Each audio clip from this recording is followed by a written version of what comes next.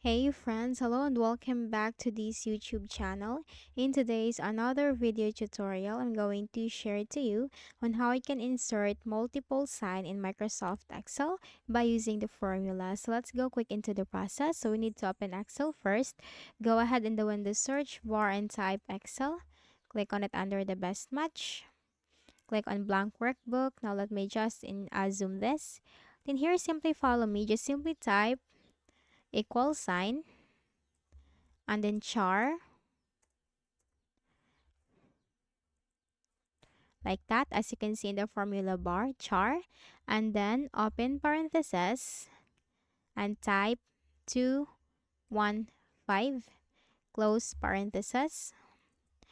So here, as you can see on the formula bar, it is equals char, as in char, open parentheses 215, and then close parentheses, and then hit enter, and that's it.